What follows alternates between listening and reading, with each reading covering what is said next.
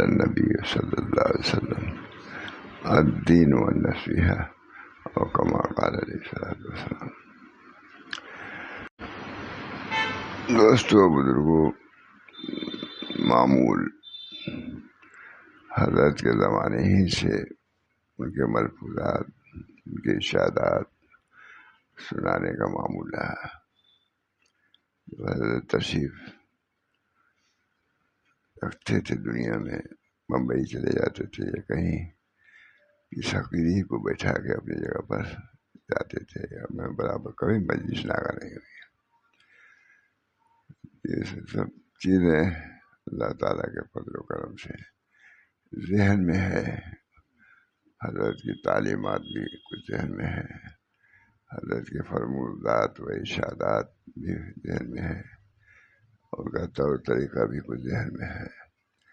اللہ تعالیٰ مجھے اسی طریقے پر گامزن رکھے، اور اسی طریقے پر چلتے ہوئے بلکہ چلاتے ہوئے موت کا مزہ چکھائے۔ ظاہر ہے کہ وہ مزہ کچھ اور ہی ہوگا۔ اللہ کی اطاعت، اللہ کی فرما برداری جتنا بھی ہو سکے وہ سب کرنا چاہیے۔ اللہ مجھے بھی توفیق دے۔ اللہ تعالیٰ ہم سب لوگوں کو دین حق پر قائم دائم رکھے، اپنی تعلیمات پر چلائے۔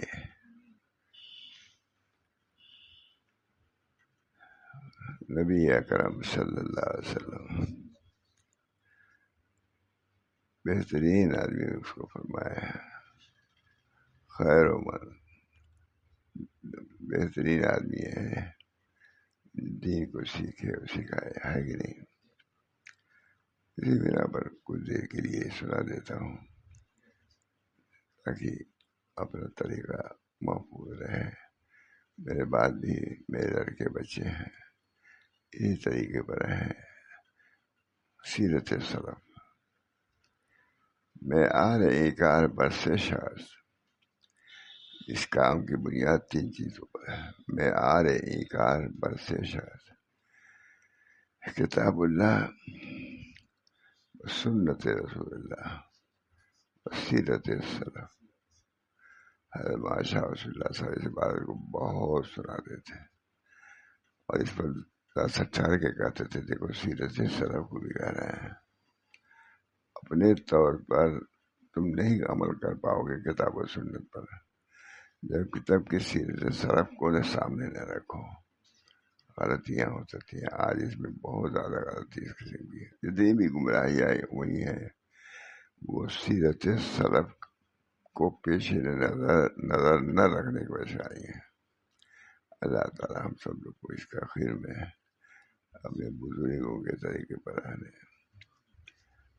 اور ان کے رعایت کرنے، ان کے مزاج کی، ان کے سلوک کی رعایت کرنے کی توفیق عمل فرمائے۔ آج بھی ہے، تو اب طبیعت ناساز رہی، رات میں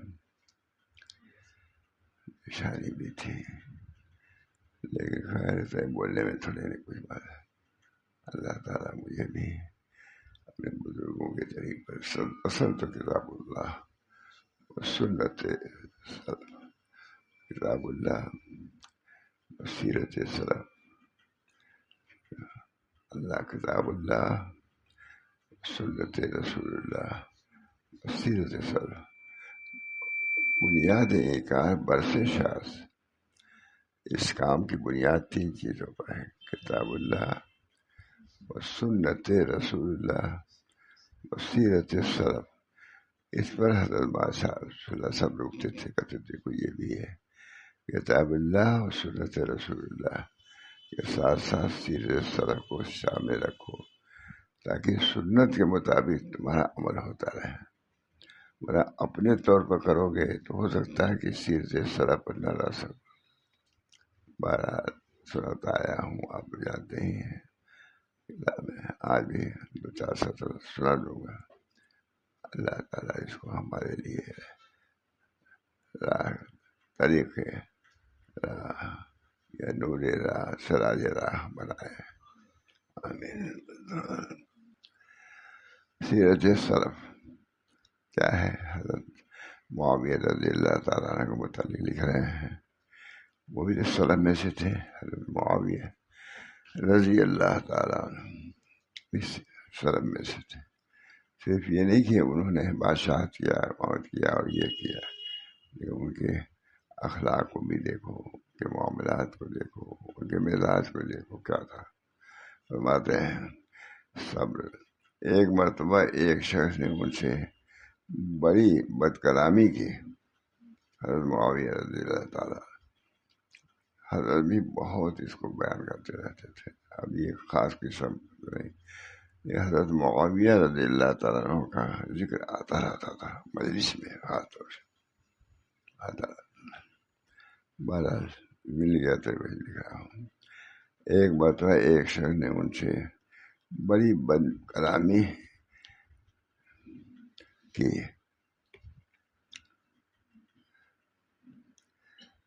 کسی نے کہا کہ آپ اس کو سزا کیوں نہیں دیتے؟ کسی نے کیا تو دوسرے لوگوں نے کہا کہ آپ اس کو سزا کیوں نہیں، بادشاہ وقت ہے، سزا ان کو کیوں نہیں دیتے؟ جواب دیا، مجھے اللہ سے شرم آتی ہے کہ میرے علم کا دامن میری رعایا کے قصور کے مقابلے میں تنگ ہو جائے۔ جتنی ہی قصور کریں اس کے مقابلے میں صبر و تحمل ہے۔ مجھے شرم آتی ہے کہ ان لوگوں کی بدخلقی پر میرا صبر و تحمل ہار جائے، بس پڑ جائے، یہ مجھے شرم آتی ہے۔ جتنا بھی وہ بد کلامی کریں، بے باکی کریں، ہماری طرف سے صبر اور تحمل ہی ہونا چاہیے۔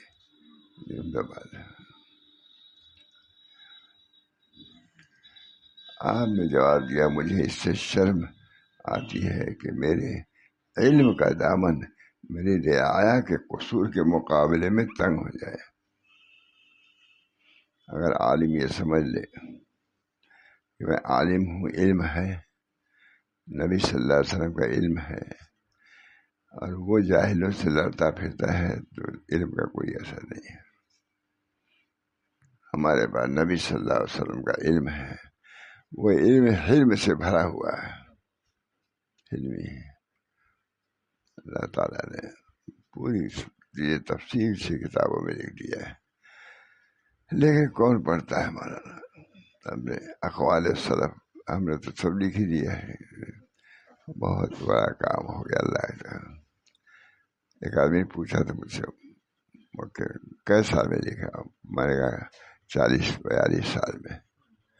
اب یہی بیٹھا رہتا تھا، لکھتا رہتا تھا، یہ نہیں دن رات اسی میں لگا رہا تھا، لیکن لکھا ہے اس کو۔ اللہ تعالیٰ ان بزرگوں کے تو خیر اللہ ضرور میری غلطیوں کو معاف فرمائے گا۔ حضرت فرماتے تھے کہتے ہیں لوگوں کی روحانیت آپ کی طرف ہے، سب کے اقوال نقل کر رہے ہیں، سب کے ارشادات نقل کر رہے ہیں، اس پر فوائد لکھ رہے ہیں، اس کے نتائج لکھ رہے ہیں۔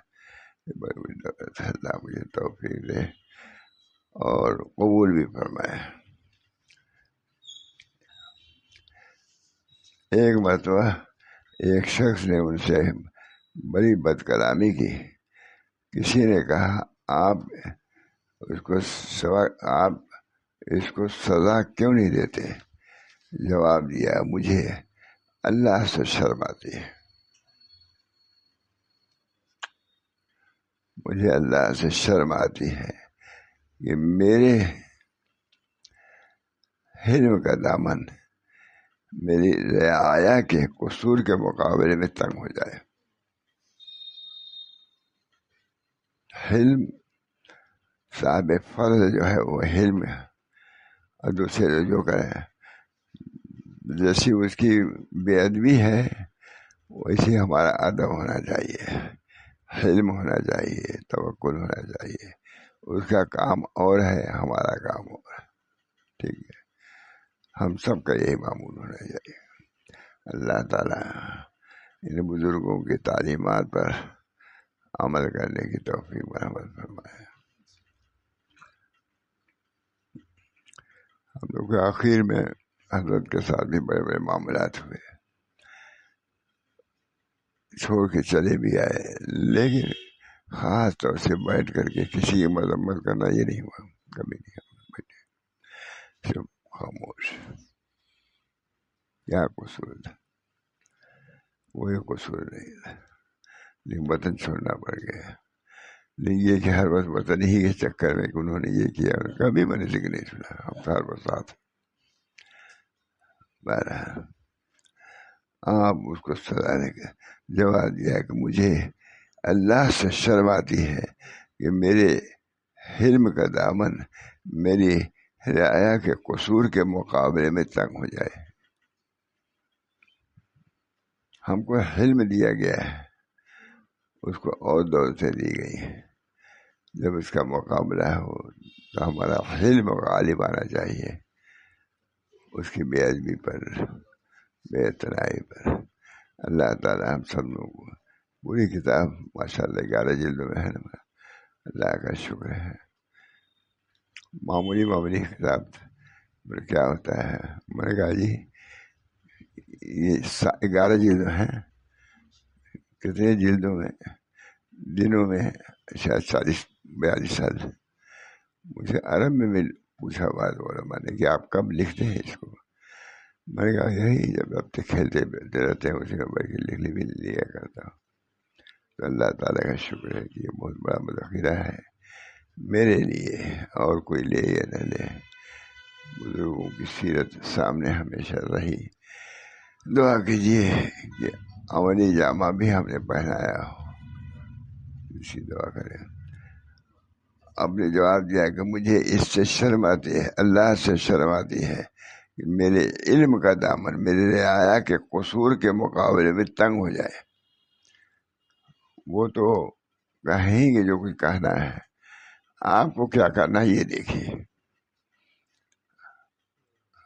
اگر وہ بے ادبی کر رہے ہیں صبر کرنا ہوگا، اگر وہ ظلم کر رہے ہیں صبر کرنا ہوگا. اس کا کام اور ہے، آپ کا کام. وہ اپنا کام کرتا رہے گا، آپ کو بھی اپنے صبر کو کہ دامن کو پھیلا ہی رکھیے، تنگ نہ کیجیے. آپ رضی اللہ تعالیٰ عنہ نے اپنے خاندان والوں کو نصیحت کی تھی کہ قریش کے ساتھ ہمیشہ حلم کے ساتھ پیش آیا کرو. دیکھیے برادری الگ ہے، بولے یہ کہ برادری رہ جاتی ہے، یہ بھی سیکھنے کی بات ہے کہ نہیں؟ کتنی بڑی بات ہے.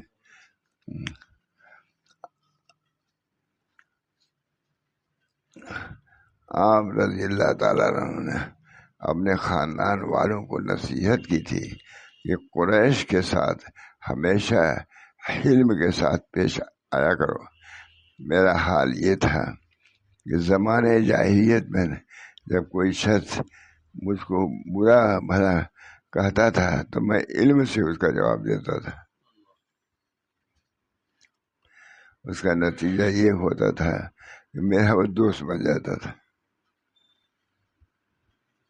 اس نے گالی دیا، آپ نے اس کا جواب نہیں دیا، اس کی وجہ سے اس کے دل میں محبت آتی تھی کہ ہم نے گالی دیا، اس نے کوئی اس کا بدلہ نہیں دیا ہم کو. یہ سب چیزیں اقوال سلف 11 جلدوں میں ہے. بہت بڑی اللہ تعالیٰ نے مجھے توفیق دیا. 11 جلد ہے، دیکھیے 11 جلد ہے کہ نہیں. زندگی گزر گئی. کسی نے پوچھا مجھ سے کہیں کتنے دن میں لکھا، میں نے کہا 42 سال میں. بس یہ مطلب تھوڑی کہ ہر وقت یہی لکھتا رہتا تھا.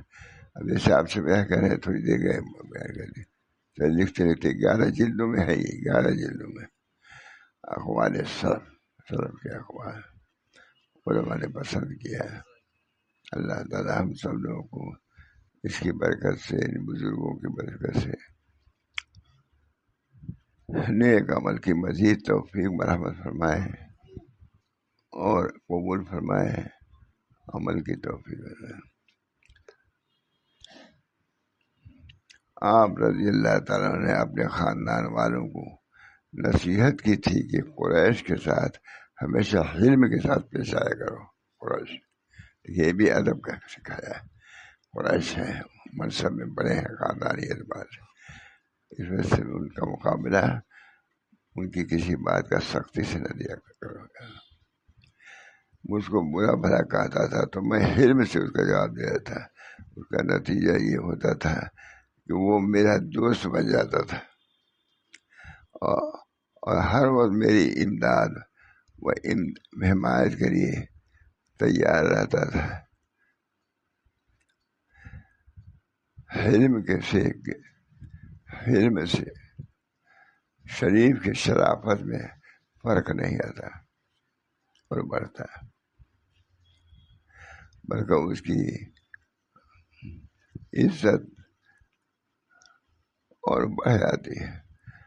انسان اس وقت تک صاحب الرائے نہیں ہو سکتا جب تک کہ اس کی جہالت پر اس کا علم اور خواہشات پر ضبط نفس غالب نہ آ جائے. ایک پر میں عالم بنا بیٹھا ہوا ہے، ذرا سا کسی کی بات آئی جاہلوں کے طریقے پہ اتارا ہے، وہ کیا وہی علم رہا. اخلاقی ہی کو پتہ چلتا ہے کہ کتنا اس نے اپنے علم سے اثر لیا اور کتنا اس کے دل پر اپنے علم پر عمل کرنے کا شوق و ذوق.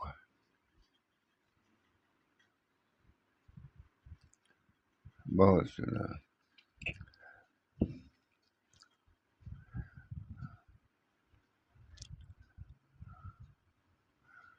سنا یہ سب پورا 11 جلدوں میں ہے.